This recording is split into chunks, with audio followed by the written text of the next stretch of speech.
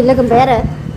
जोंहा लोगोजों दिनैसो फार्स्ट आरो बेफोरबायदि माने हटेल माबा माबि हाबनायनि हुदायानो गैयामोन ओमफ्राय दिनै लोगो मोनबाय नालाय नै लोगोआसो नो लिंना लाना फैबाय मा नाममोनलाय गार्डेन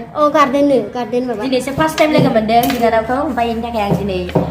हटेलाव लाबोबाय एसे रायलायनो एसे रायलायनो मोजां जायोना हटेलफोराव हाबबाथाय हारा गोजा नालाय आं बिदि जागोनानै फैजानानै चावमिन जानोसै लोगोखौ जाथोंसै गोबावजों खनसे लोगो मोननाय ओमफ्राय आं दा इनभाइट खालामनायखौ सल' खननो एसे सिस्टारा सल' खननो गोरों नालाय ओमफ्राय जोंनि आइजोनसे आफादनि दा डिलिगेट जानो थांबाय दं 20 तारिखै ओमफ्य इयाव लेंहरनाय जादों ओमफ्राय दिनै आङो फेस टु फेस सावरायलायबाय आरो लोगोफोर बाय बाय एसेनोसै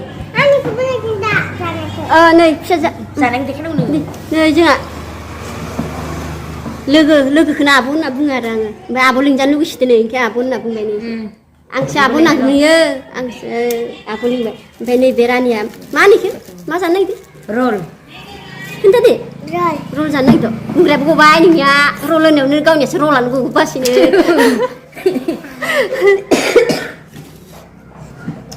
बिदि हटेलाव हाबफेराखैमोन आरोना ओमफ्राय लोगो लाबोबाय दा लोगोनि सायावनो जालायनोसै आरो माथो बुंबावनो जाबाय थासिनि खानोसै आइसोनि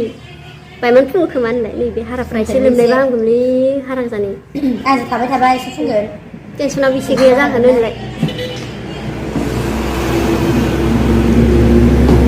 नोंथांमोनहाबो फैनोबा इयाव सान्थि मथे जानो हागोन आरो ना मा जायो जेनेबा फिसा बुस्थु जाबाबो आरो ओरैबायदि मोजां दारागाव बेरायनो फैबा नैफोरावनो हाबलांनो हायो सान्थिथार ना रावबो गैया जि बिन्दासखा गोसोथोलायनो फैनो थाखायथ' हेभि होनलाय हेभि जाखायो आरो मोजां नोंथांमोनहा फैनो हागोन ज' बेखिनियानोसै आरो बुंबाय थायोबा बाथ्रायाथ' लावलांबाय थायो लावबाय थायो बाय बाय जानोसै जादो